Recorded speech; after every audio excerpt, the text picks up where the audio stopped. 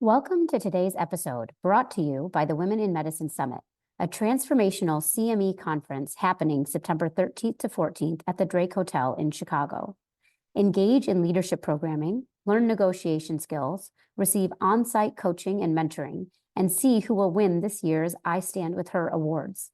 This year, we're excited to offer unique programming that includes a special session on how using improv comedy can bring fun back into medicine. We also have financial sessions tailored to help you navigate the complexities of personal and professional finances. Discover ways to advance into leadership roles, combat burnout, and either reignite your love for your current role or find joy in a new career path. Don't forget our Friday evening gala, a highlight this year you definitely won't want to miss. Register now at womeninmedicinesummit.org and be part of the movement that is shaping the future of healthcare. Join us to network, learn, and celebrate the power of women in medicine. Welcome to the Revitalizing Doctor podcast. We interview trailblazers in medicine that embody the Revitalize Women vision to empower women to innovate and influence medicine, to value authenticity, respect, and work-life harmony. We recognize the challenges in medicine, and we're committed to providing coaching-informed strategies to help you go from surviving to thriving. I am always thrilled when I have Dr. Christina Shenvi on the podcast because I know I am going to learn so much, and I'm so excited to share her with all of you. Welcome back to the podcast, Christina. Thanks, Andrea. I love talking with you. I think you're a wonderful person. I love talking with you, but I also love the mission of Revitalize. And I think this time during the holidays, moving into Thanksgiving, winter holidays, etc., is when a lot of us feel more stress. And ironically, because many of those things should be times for reflection, gratitude, joy. So I'm very excited for this topic today. Exactly. Like we get so excited. I'm already like, oh, I can't wait to get my Christmas decorations out. And we have this Christmas cookie party that is coming up. But then there's also this anxiety that sets in. And I had the benefit of seeing the layout for today's episode, this brilliant strategy that you have to make the holidays more enjoyable. Could you explain how you approach this? My approach here is really the same approach to almost any challenge in time management. And first, it is owning our time, having complete agency over our time, our thoughts, and what we do. When we fall into this trap of, I have to do this, I should do that, noticing when we start using shoulds, where the expectations that we are putting on ourselves are maybe unrealistic. So maintaining agency and being very intentional. Instead of floating into this holiday seasoning kind of in turmoil or with a lot of unclear expectations or unclear plans, instead, let's make this year a time where we pause. We say, all right, what do I want this holiday season to be like? What will it take to get there? And so my framework is first deciding, then planning, then understanding how you want to do things, decide, plan, do, and then throughout the process, reflecting, taking a pause, a step back to say, what is it that I really want? What is going well? How do I want to show up in my holiday times, whether that's frazzled, busy, stressed, full of things that we think we should do, or whether that's maybe drawing back a little bit more, being a little bit more minimalistic and saying, the priority for me here is not getting 5 Christmas trees up. The priority is being present with the people that I want to celebrate with. So deciding, planning, doing, and reflecting. When I hear that, I think there's one major thing that gets in the way. And I just finished reading a book on perfectionism. And I never heard of this before, but there's the concept of object perfectionism, that you want things to look perfect. And I wonder if a lot of people, what they get tripped up on is you want to have this wonderful holiday experience and connections with your family, but you get caught up in the performative elements that our holiday card has to look perfect. I want the Instagram post of the great cookies. And so the performative aspects get in the way of the actual. What do you think about that? I absolutely agree. And I think this is one area where Instagram, Pinterest, all of these sorts of social media sites, while they do have a lot of value for creating connectivity, there's so much evidence that that constant comparison to others, that truly comparison is the thief of joy. And what do we want during the holiday season? We want joy. We want peace. And that comparison being the thief of joy is something that ties into a lot of our desires to do well, or that sense of perfectionism. And when we are comparing ourselves to a Better Homes and Gardens Christmas house or Christmas decorations or holiday cookies or whatever it is that you like to put up, and then saying to ourselves, I should be like that, we are setting ourselves up for failure and a sense of inadequacy. Instead, what if we held up this ideal of, I want to be present, not even I should be present, or I should be happy, or I should be peaceful, or I should be joyful, but saying, I want to create peace. I want to create harmony. And that doesn't mean a perfectly silent home or children lining up like the Von Trapp family in order with matching outfits. Maybe it just means we're going to not compare ourselves to these unrealistic expectations. Yeah, and they are so unrealistic. Like these Instagram feeds of celebrities that have like their home goods brand, it's manufactured. They had a whole team that did their hair and makeup and that cleans their house and had everything prepped and ready to go. But for some reason, we think that we should be able to be busy clinicians killing it at work and then have this social media version of holiday happiness, which is just not attainable. It's as unrealistic as having somebody who plays a doctor on TV, then being expected to be a doctor, right? There's just no connection. It's an unrealistic world.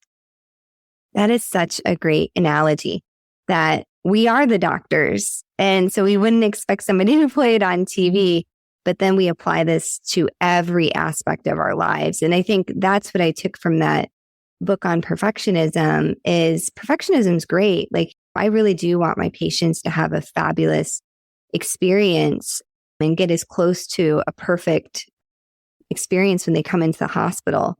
But then when I apply that to holiday cookies, it kind of goes off the rails. Right. So let's get into this framework more. So decide, plan, do, reflect. What are some questions that people could ask themselves when they're trying to decide what their ideal holiday season would look like? I think it starts with deciding what's most important to you this holiday season. Maybe it is throwing a big holiday dinner, or maybe it's traveling to see people, or maybe it's time with your giant, crazy extended family, or maybe it's time just with your spouse or your immediate family.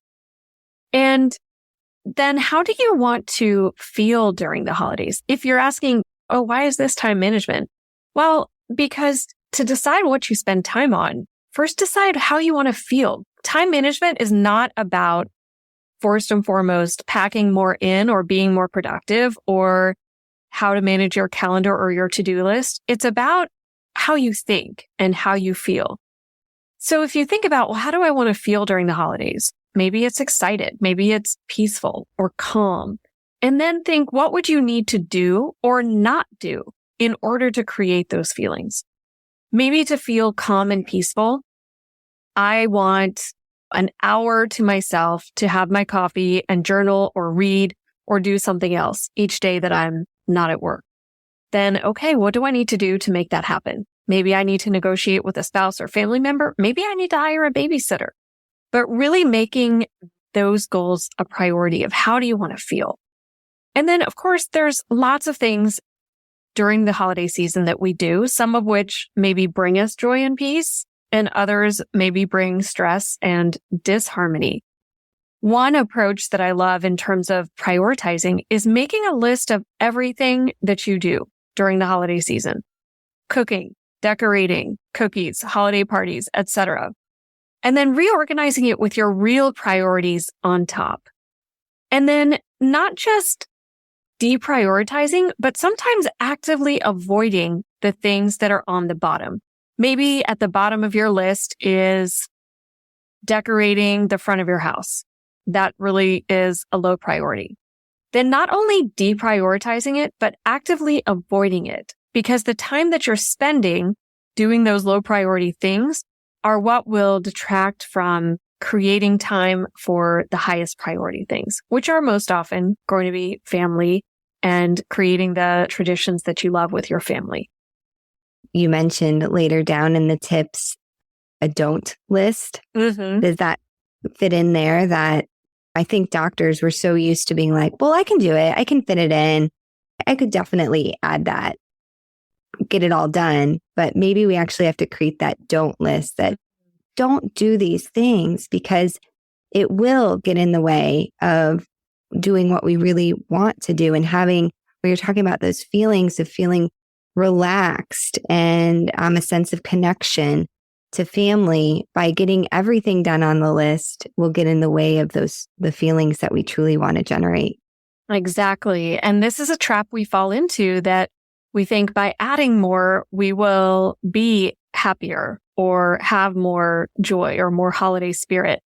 As an example, one thing I've done for a number of years, which I love, it's not a bad thing. These things are never bad things, but is I would have a big Harry Potter holiday party with all sorts of Christmas foods and holiday decorations and things that we would create for weeks, putting together, decorating, etc. And while I loved doing it, it was creating more stress, and it was taking away from, oh, let's just have time together. And I was making all these cookies and things for this party, but then not just enjoying being present doing it. So last year, I put it on my to-don't list for this coming year. I scheduled an email to come to myself, and I put it on my calendar that says, do not plan holiday party. Because I know in my head, I'll think, oh, I can just add that on. It's a tradition. It's not a big deal. And that constant push is to add more and more. So when we're saying don't do this, it's usually something we're saying to ourselves. It's not other people who are saying, here, you should do this for the holidays. It's me telling myself. So I have to lay down those boundaries for myself to say, this is something I am not going to do. Stay tuned. We'll be right back. Are you a physician mom with school-aged children feeling utterly exhausted? My friend Dr. Sheeta Shenvi invites you to take a little time this summer to join her in a small, intimate group for meaningful conversations. Dr. Shenvi is an emergency physician, coach, and mom to 8-year-old twins. She understands firsthand what you're going through. This isn't a pizza party or a yoga class. You'll meet for 2 one-hour sessions twice a month starting in July to help you move out of exhaustion, let go of mom guilt, and live a life you're not only proud of, but can truly enjoy. Connect with her on LinkedIn or Instagram at Sheeta Shenvi to learn more. Sheeta is spelled Shideh, and Shenvi is spelled Shafie. You can also check the show notes for a link so you can connect with her there as well.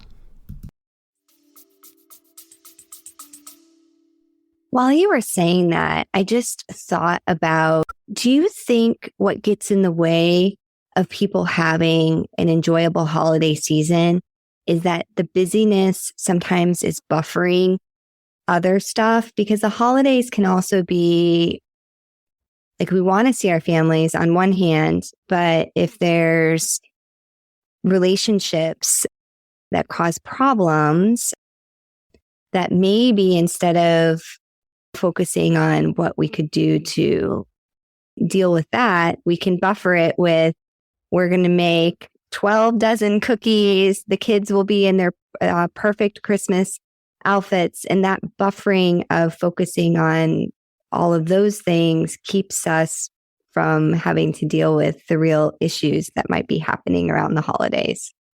Absolutely. I think putting a time of year when there's high expectations, when there's maybe memories of past years that might be good or might be bad, and then a lot of family dynamics together, that's not always a recipe for a peaceful, joyful season.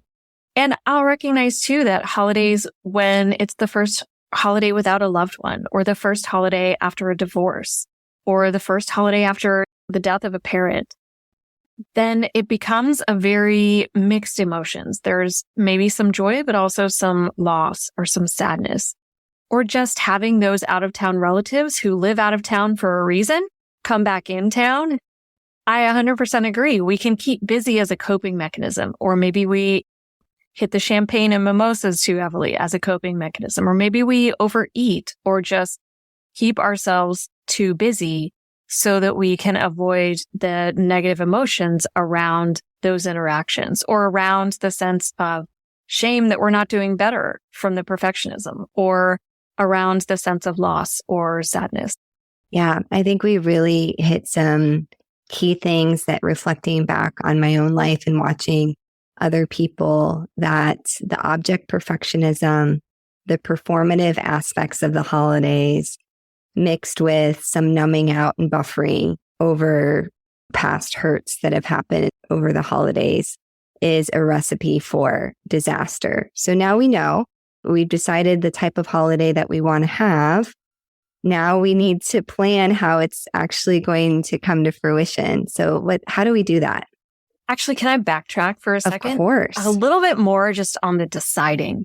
Before we even launch into planning, check your own pulse first. This is a saying in medicine when you're in a stressful situation, maybe a resuscitation, to check your own pulse first before you start to dive headfirst into a situation, especially if it's a situation like these charged family dynamics, which means taking a beat to say, all right, how am I feeling? Maybe I'm going into this feeling a sense of dread, or I just have to get through yet another holiday season. Check your own pulse first. And then this is a great place to get coaching on, or to reflect with your spouse or significant other or a good friend to say, all right, this is how I'm feeling. In all honesty, I'm going into this holiday season feeling some dread or unease or inadequacy. And just talking through that can help. And then another thing that I think can be helpful is often when we are going 90 miles an hour towards the end of the year, we're really narrowed in our thinking. We just have to get through these next few months. But when you look back at the holiday season of 2023 in 5 years or 40 years, what do you want to remember? And I think about this often. We celebrate with some of my relatives who are now getting a little bit older, and we don't know. We may have 5 Christmases or holidays or Thanksgivings left with them, or 10. So looking back in 5 or 40 years, what do you want to remember? And I would love to remember, for example, some joy on my kids' faces, or laughing with my relatives, or enjoying a great meal together, or going out for a walk. So thinking about that helps remind me of what's important. And one of the quotes I love from John Mark Comer is a pastor, and he wrote a book called The Ruthless Elimination of Hurry. And something he said is the solution to an overbusy life is not more time. It's to slow down and simplify our lives around what really matters. And I love that, because we often think, if I just had more time, if I just had 2 more hours in a day, then I could get all this done. But that's not the solution, because if we had 2 more hours, we would add 5 more hours of stuff to get done. Instead, the solution is to slow down and simplify our lives around what really matters.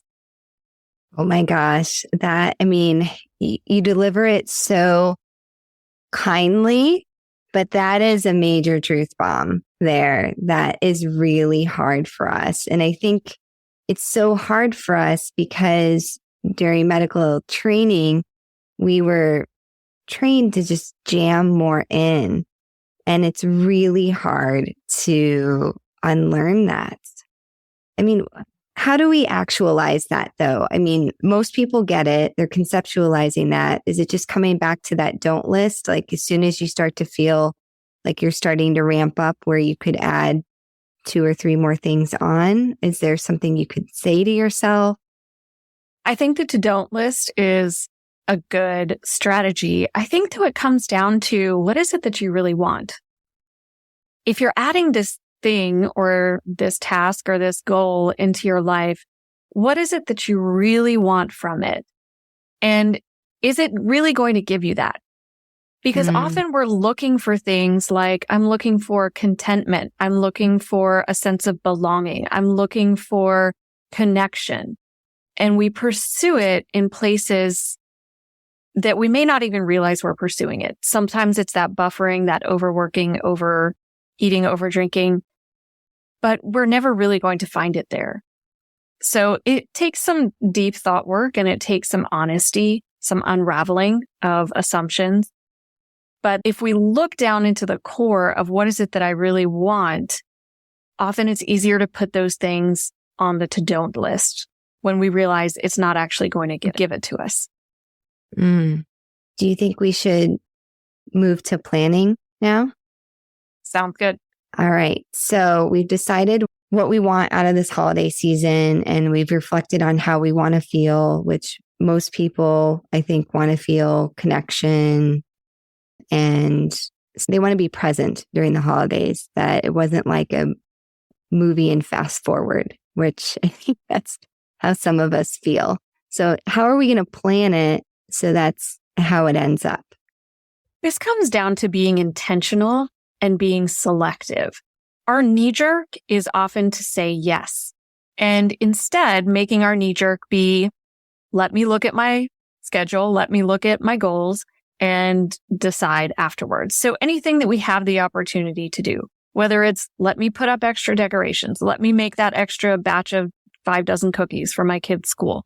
Before saying yes to it, coming back and saying, is this something that is in line with my goals for this year?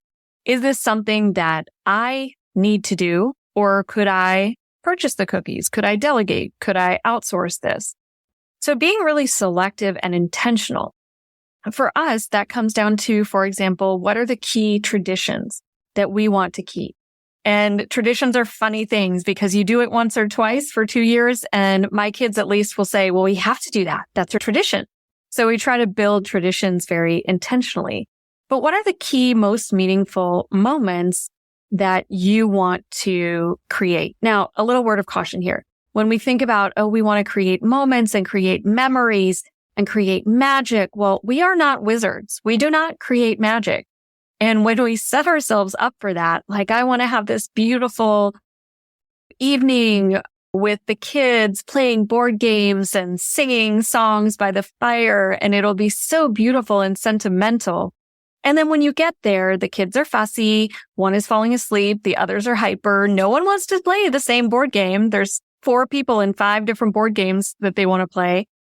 So not setting ourselves up for wanting to create these magical moments, but saying, what are the things that we want to do or that I want to do? Looking at last year, for example, what would you do differently? What do you even remember about last year's holidays? And noticing all the things that you did that you don't even remember. So being more selective and more intentional, and then we often will make a list of things we want to do. Simple things, s'mores, hot cocoa, watch a movie. But then adding to that your to-don't list so that we all know this is what we are not doing this year and why. I like it. And this is a lesson I have to keep relearning. On one hand, I look at my calendar and obviously all my work things are on there. And sometimes I feel like I shouldn't have to put personal stuff on my calendar because it makes it seem worky. But if I don't put personal stuff on my calendar, then I don't allow the time for it to happen. What's your advice on that?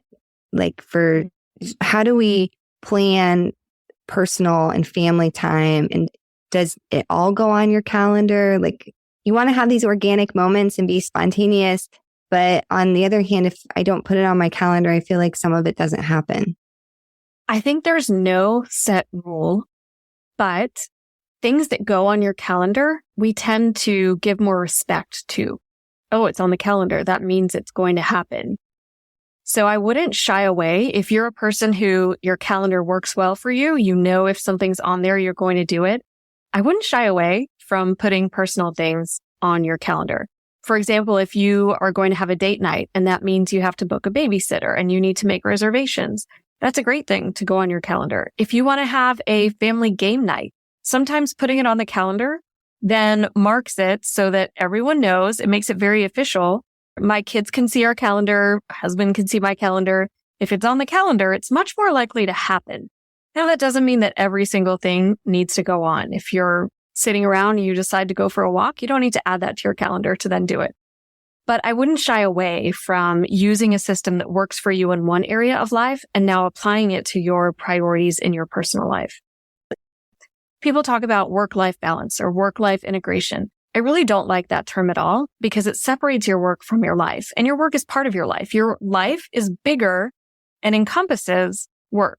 So to me, that is a little bit of a false dichotomy. Instead, looking at it more holistically and saying work is part of my life, going on date nights is part of my life, family games or movies is part of my life, and I'm going to use whatever system helps me create more wholeness and helps me make sure that I'm doing those things that are important to me. I love that. And that's why we use the term work-life harmony, because there's moments that you have to lean in harder at work and something's happening. Maybe somebody's sick and people need help covering shifts. And so the tempo goes up but you know that, okay, well, I invested more this month in work, so I need to catch up on personal time and family connections. So striving for that harmony, because balance, to me, I hear balance, I think 50-50. And that's not really how it works for most of us. All right. So we've covered deciding, planning, and now doing, which sounds easy. We'll just do what you planned. But I feel like there's some pitfalls when we get to the doing part. There's definitely some pitfalls, and it ties into planning. For example, one pitfall is the planning fallacy, which is the idea, and there's tons of evidence behind this, that we always underestimate the amount of time that something will take. So when you are planning, it's a good idea to overestimate or to anchor it to how long something took in the past. So if I think this will take 1 hour, well, how long did it take last year? Oh, 10 hours. Okay. Let me be more realistic in my planning. But then as we do things, thinking about, especially for the holidays, how do I want to be as I'm doing these things? How do I want to be present? And then what would really bring a sense of joy and peace in the way that I'm doing things? So for example, maybe that means I focus this holiday season on monotasking. I only try to do one thing at once. And for example, cooking, that's not a great thing to monotask because often if you're trying to get 5 things ready at once, that's not a good idea. But maybe it's taking the time to give ourselves time to only think about whatever it is that we're doing. Or maybe it's we want to do more simple things with other people. We want to do it in a way that's a little bit slower, that's not rushed. The other part that you brought up of putting things on my calendar for myself, my personal things, is honoring our appointments with ourselves. When I decide I want to go to the gym, I want to think about following through and doing it as a way of honoring myself. Just like I showed up for our meeting today on time, ready to go, my equipment all in order. When I make appointments with myself or with my family, I want to honor them with the same respect that I give my work appointments, meaning I want to be present. I don't want to show up exhausted from staying up till 2 a.m.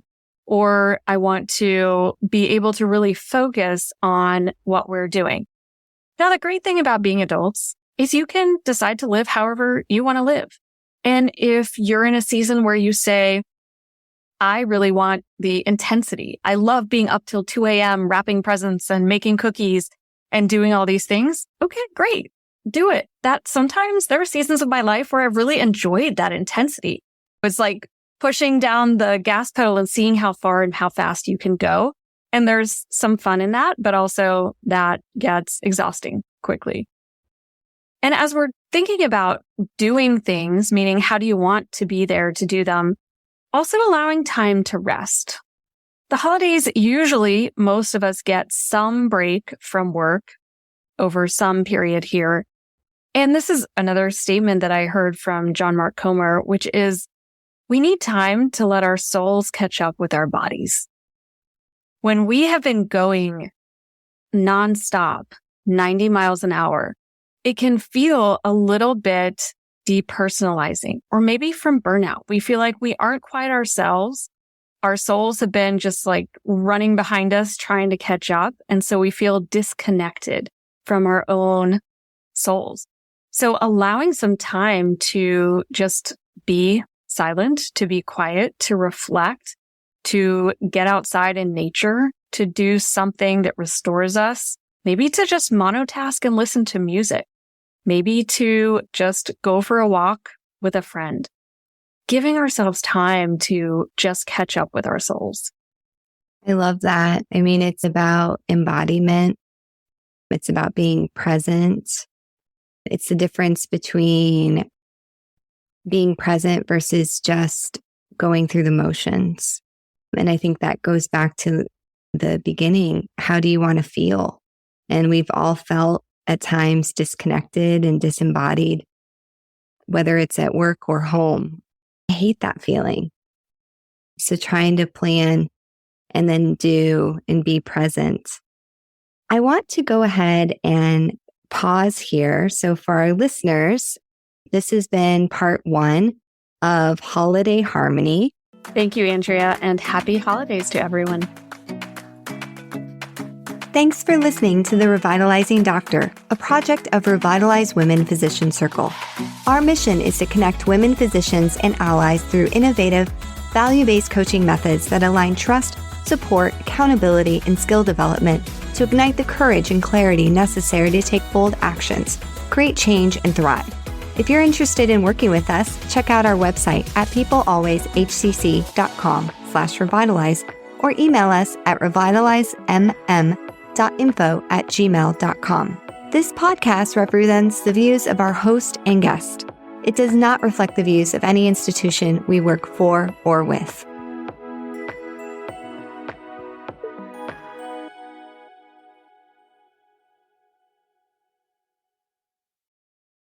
Hi, it's Dr. Risa E. Lewis, dropping in to tell you about a book that Dr. Adara Landry and I wrote. It's called Microskills, Small Actions, Big Impact. It's a business self-help book coming in 2024 by HarperCollins. Pre-order now. Microskills, Small Actions, Big Impact, wherever you buy your books.